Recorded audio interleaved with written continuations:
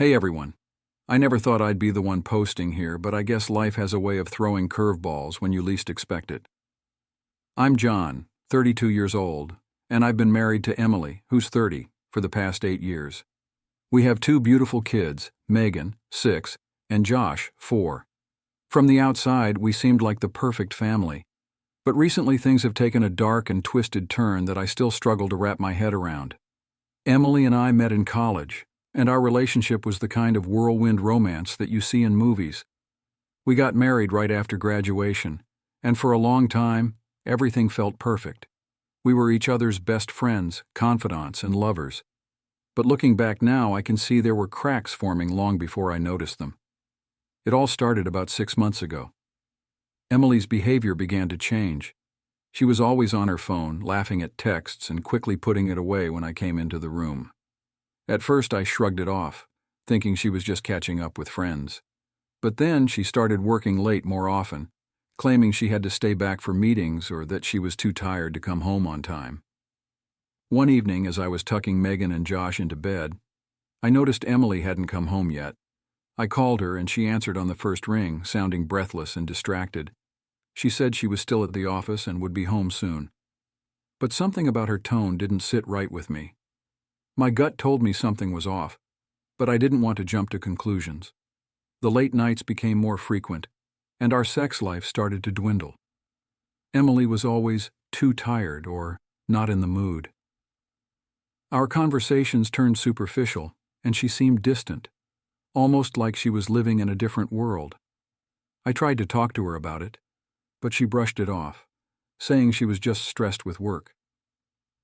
One night after Emily had fallen asleep, I couldn't shake the feeling that something was wrong. I picked up her phone, which she had carelessly left on the bedside table, and tried to unlock it. My heart raced as I typed in the passcode, our wedding anniversary. It worked. I felt a mix of relief and guilt as I scrolled through her messages. There were texts from a number I didn't recognize, filled with explicit content. My stomach churned as I read through the exchanges, feeling like I was going to be sick. The messages weren't just flirtatious. They were graphic and perverse, detailing their sexual encounters in ways that made my skin crawl. My hands shook as I pieced together the reality of what had been happening. Emily was cheating on me, and it wasn't just a fling. From the looks of it, this had been going on for months, maybe even longer. The betrayal cut deep, and I felt like my world was crumbling around me. I couldn't believe that the woman I loved, the mother of my children, was capable of such cruelty. I decided I needed to confront her, but I wanted to gather more evidence first. Over the next few weeks, I kept a close eye on her, collecting more messages and even tracking her location. The more I found, the more twisted and perverted her affair seemed. She was meeting this guy, Mike, in cheap motels, and engaging in acts that made me feel dirty just reading about them. The hardest part was putting on a brave face for Megan and Josh. They didn't deserve any of this, and I didn't want them to see their father falling apart. I took them to the park, played with them, and tried to maintain some semblance of normalcy. But inside, I was a mess. My mind raced with thoughts of revenge, heartbreak, and the agonizing question of why. I knew I couldn't keep this to myself forever. The time to confront Emily was coming, and I needed to prepare for whatever was going to happen next. Would she deny it? Would she try to manipulate me into thinking I was crazy? Or worse, would she admit everything and show no remorse? I felt like I was living in a nightmare, but I had to face the truth. The woman I thought I knew and loved was a stranger, hiding behind a mask of deceit and lies. And soon, that mask would come off, revealing the true extent of her betrayal. The day finally came when I could no longer bear the weight of what I knew. I had been carrying around this secret like a heavy stone in my chest, and it was eating me alive. The anger, the hurt, the confusion, it all boiled to the surface, and I knew it was time to confront Emily. I couldn't keep pretending everything was fine when our entire marriage was built on a lie. I waited until the kids were at school. Emily had taken the day off, claiming she needed some me time. Ironic, considering what I knew about her so-called me time. She was in the living room sipping coffee and scrolling through her phone when I walked in.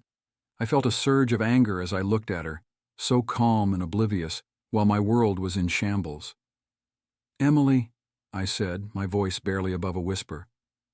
She looked up, surprised by my tone. "We need to talk." She put her phone down, a puzzled expression crossing her face. "What's going on, John? You look like you've seen a ghost." I took a deep breath, trying to steady my nerves. "I know about you and Mike," I said, my voice shaking. "I know everything."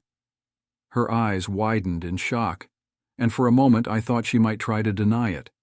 But then something shifted in her expression. She stood up, crossing her arms defensively. "What are you talking about?" she said, her voice laced with irritation. "Don't play dumb with me, Emily," I snapped, feeling my anger rising. "I've seen the messages. I've tracked your location. I know you've been cheating on me for months."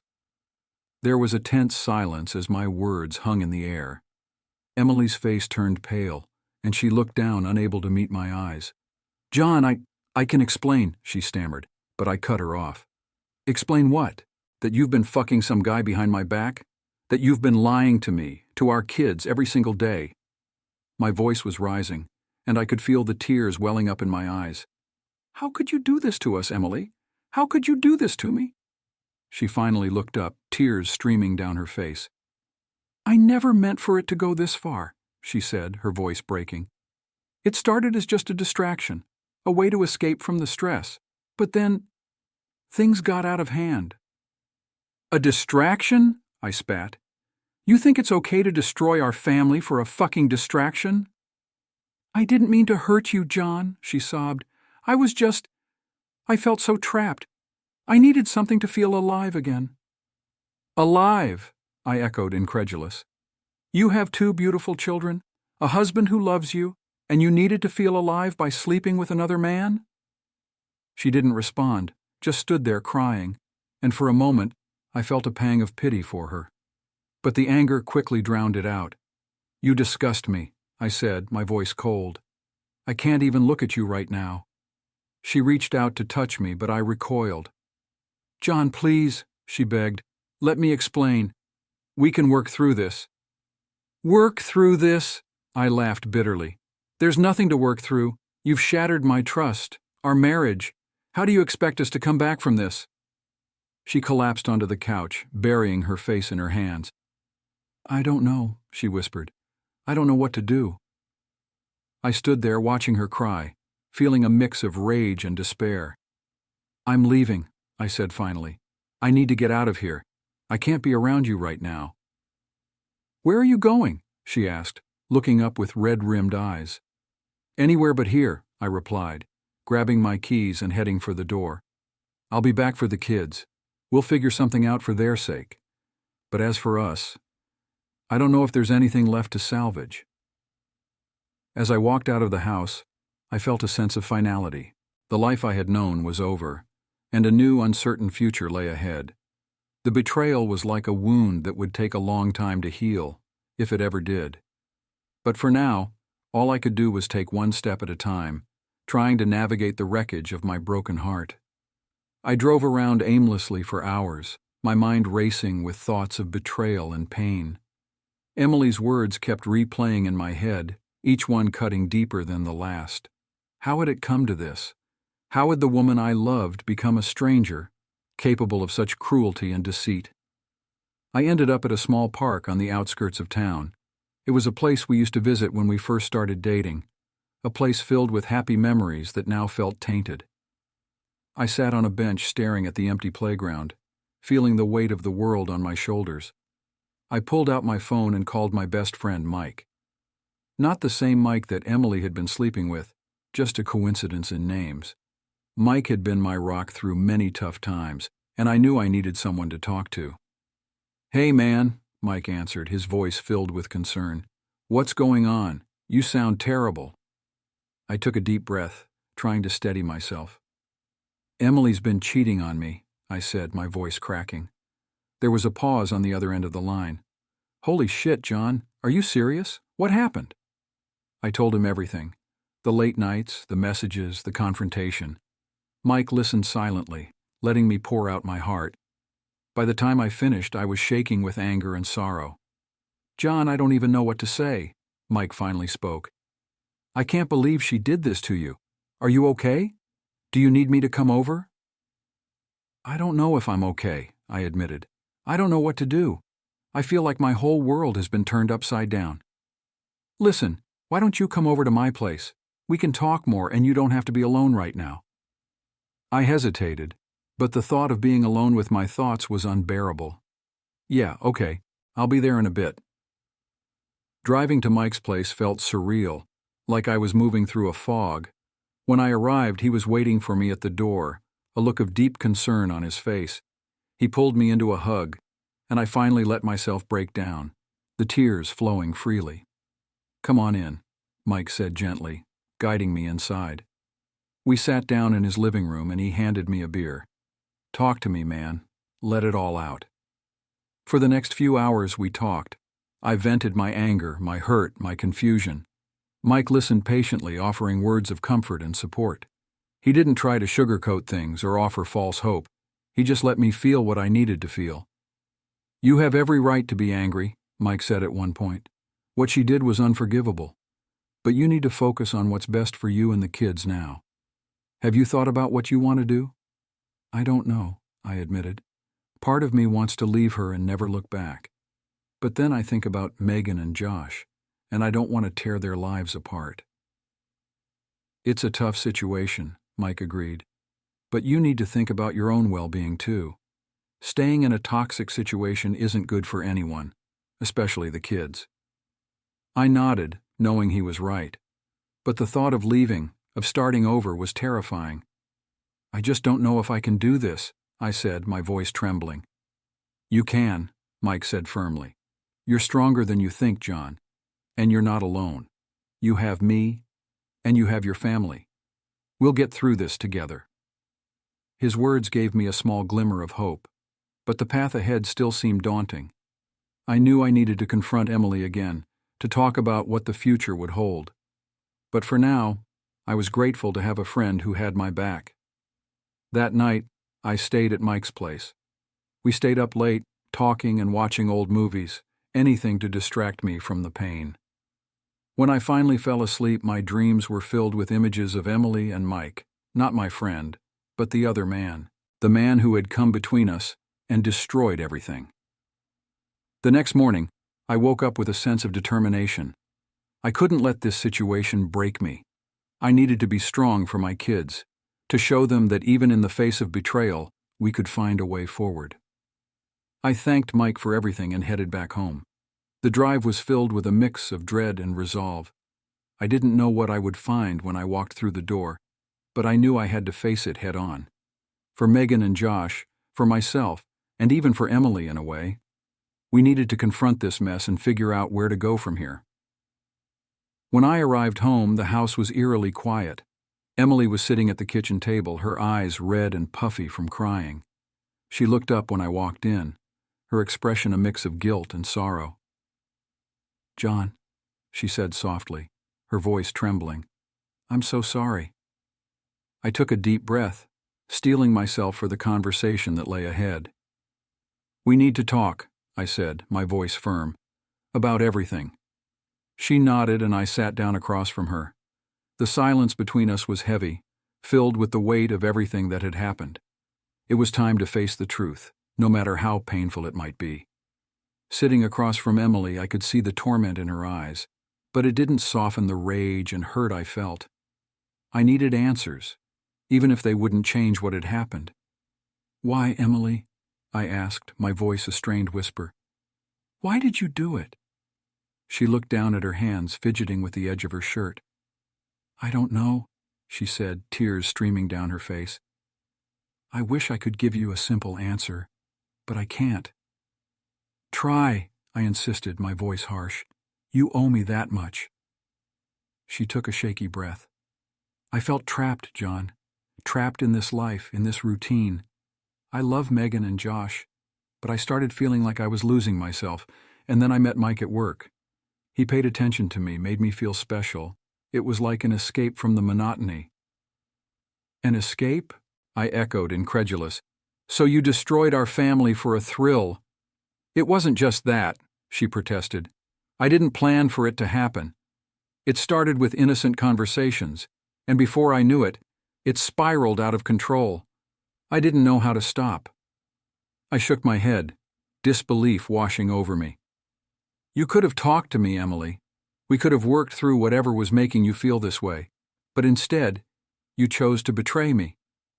I know, she whispered, her voice broken. I know I made a terrible mistake. I hate myself for what I've done. But please, John, don't take Megan and Josh away from me. They need their mother. Her plea hit me hard. Despite everything, I knew she loved our kids. But how could I trust her after what she'd done? How could I be sure she wouldn't hurt them too? I don't know what the future holds, I said, my voice heavy with emotion. But I do know that things can't go back to the way they were.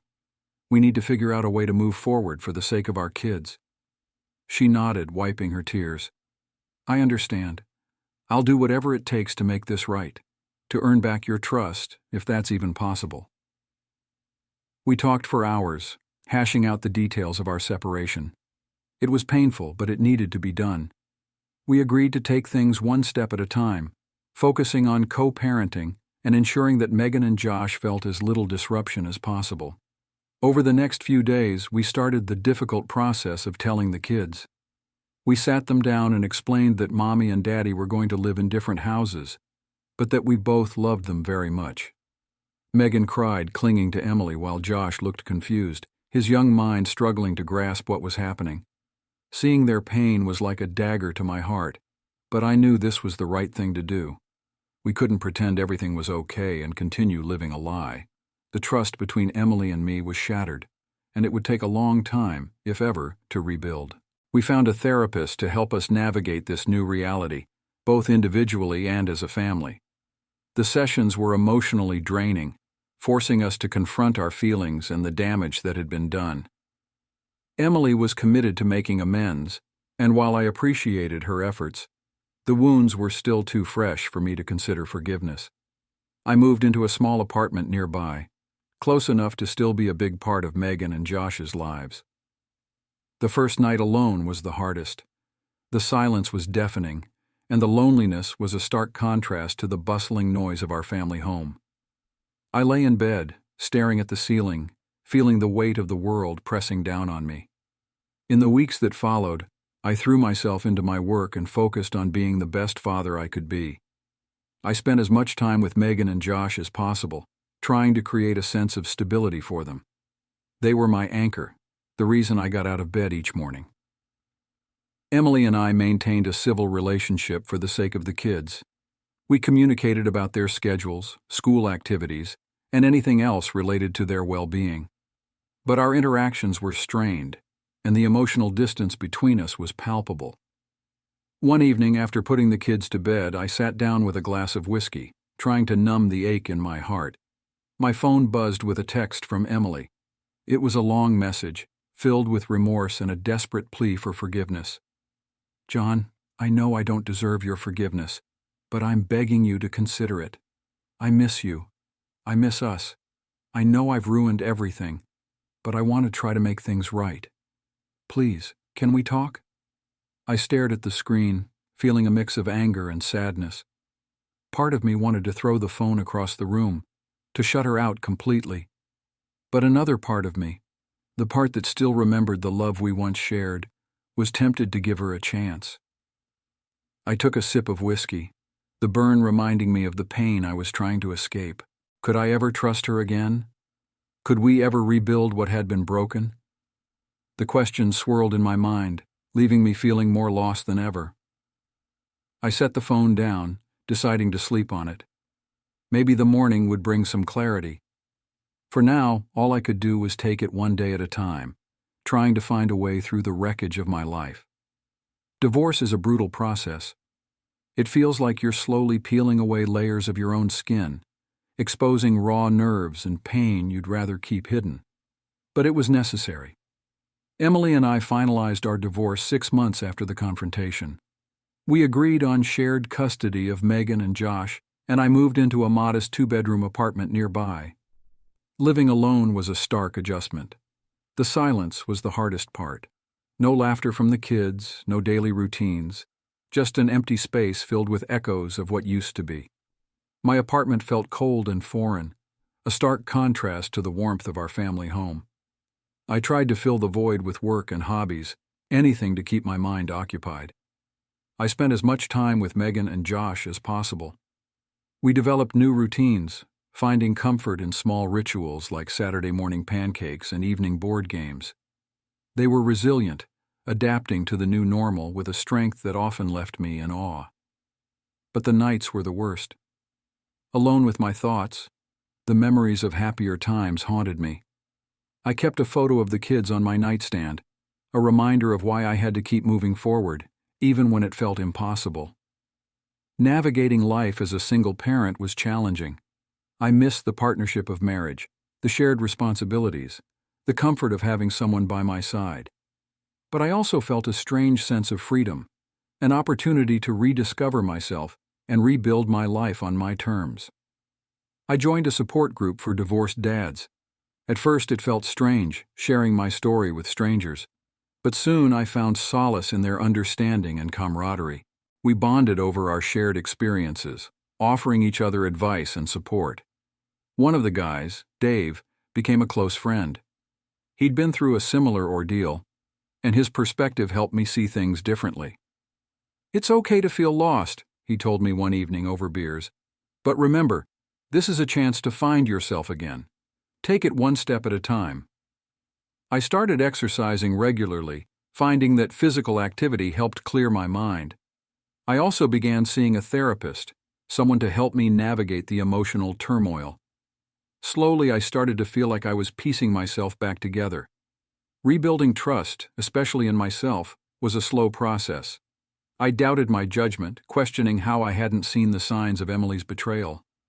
But therapy helped me understand that trust is something that can be rebuilt, even if it takes time. Emily and I maintained a civil relationship for the kids. Co-parenting was challenging, but we managed to find a rhythm. There were awkward moments and lingering tension, but we focused on what mattered most: Megan and Josh's happiness. One evening after dropping the kids off at Emily's, she asked if we could talk. We sat on her porch, the air heavy with unspoken words. "John, I want to apologize again," she said, her voice trembling. "I know I hurt you deeply and I regret it every day." I nodded, not trusting myself to speak without anger. "I appreciate that, Emily. But we've moved on. We have to focus on the kids now." She looked down, tears glistening in her eyes. "I know. I just wish I could take it all back." "Me too," I admitted. "But we can't change the past. We can only try to do better moving forward." As the months turned into a year, I began to find a new sense of normalcy. The pain of betrayal still lingered, but it no longer consumed me. I found joy in small moments with my kids, in the support of friends, and in the slow process of rebuilding my life. I even started dating again, though cautiously. It was strange and daunting, but also exciting. I met a woman named Laura through a mutual friend. She was kind, understanding, and patient with my scars. We took things slow, allowing trust to build naturally. One evening, as we sat on a bench in the same park where I had once found solace, she took my hand. "John, I know you're still healing, but I want you to know that I'm here for you. We can take this at whatever pace you need." Her words brought a warmth I hadn't felt in a long time. "Thank you, Laura," I said, squeezing her hand. "I appreciate your patience. I'm still figuring things out, but I want to try." Life gradually became less about the past and more about the future. I focused on being the best father I could be, ensuring that Megan and Josh knew they were loved and supported. My relationship with Laura blossomed, bringing a new sense of hope and happiness into my life. Emily and I continued to co-parent effectively. There were still moments of tension, but we managed to keep things amicable for the kids. Over time, the wounds began to heal, leaving behind scars that served as reminders of what we had been through. One evening, as I tucked Megan into bed, she looked up at me with her big, innocent eyes. "Daddy, are you happy?" The question caught me off guard, but I smiled and nodded. "Yes, sweetheart, I am happy." And as long as I have you and Josh, I always will be. 2 years after the divorce, I felt like a different person. The journey had been painful and challenging, but it had also been transformative. I had rediscovered myself, built new relationships, and found a sense of peace and acceptance. Emily and I reached a place of mutual respect.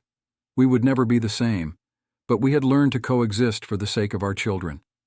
Laura and I grew closer, and I found myself envisioning a future with her, something I hadn't thought possible. As I stood in the park one afternoon watching Megan and Josh play, Laura by my side, I felt a deep sense of gratitude.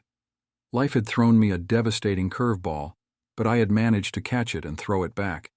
I had survived, and more importantly, I had thrived. To anyone reading this who might be going through a similar experience, know that there is hope. The pain won't last forever, and you have the strength to rebuild your life. Take it one day at a time, lean on those who support you, and remember that it's okay to find happiness again. This is my story, but it's also a reminder that even in the darkest times, there is a light at the end of the tunnel. And sometimes the journey through the darkness leads to a brighter, more fulfilling future than you ever imagined. As I sit here, reflecting on the past few years, I realize just how far I've come. The pain of Emily's betrayal was something I never thought I'd be able to overcome, but here I am, stronger and more resilient than ever. The journey was excruciating, filled with moments of doubt, anger, and despair. Yet through it all, I discovered parts of myself I didn't know existed. My relationship with Megan and Josh has grown deeper. They are my world, and everything I do is for their happiness and well-being. Watching them adapt to our new reality with such grace and strength has been both humbling and inspiring. They are a testament to the resilience of the human spirit. Laura has become a significant part of our lives. Her patience and understanding helped me heal in ways I didn't think were possible. She's been a steady, comforting presence, and I'm grateful for the love and support she has given me. Our relationship is built on trust and mutual respect, something I value deeply after everything I've been through. Emily and I have reached a place of peace. We will never be what we once were, but we've learned to co-parent effectively and maintain a civil relationship for the sake of our children. Forgiveness is a complicated thing, and while I may never fully forgive her for what she did, I've accepted it as part of our past and have chosen to move forward without bitterness. Life is unpredictable. It can take you to the highest peaks of joy and plunge you into the depths of despair. But through it all, I've learned that I'm capable of more than I ever imagined. I've learned to cherish the moments of happiness, to embrace the support of friends and family, and to never lose hope, even when things seem darkest. To anyone reading this who might be going through something similar, know that you are not alone. It will get better. You will find your strength, and you will emerge from the pain with a renewed sense of self. Life moves forward, and so can you. 2 years have passed since the divorce, and life has settled into a comfortable rhythm. Megan and Josh have grown so much, their laughter filling my home with joy and reminding me of the beauty of life.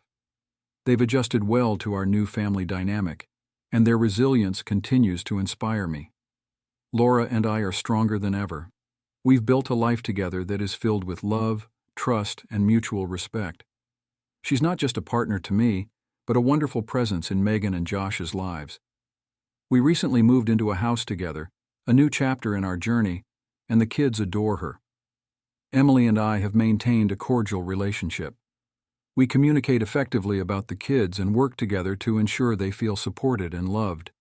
It hasn't been easy, but we've managed to create a stable environment for Megan and Josh.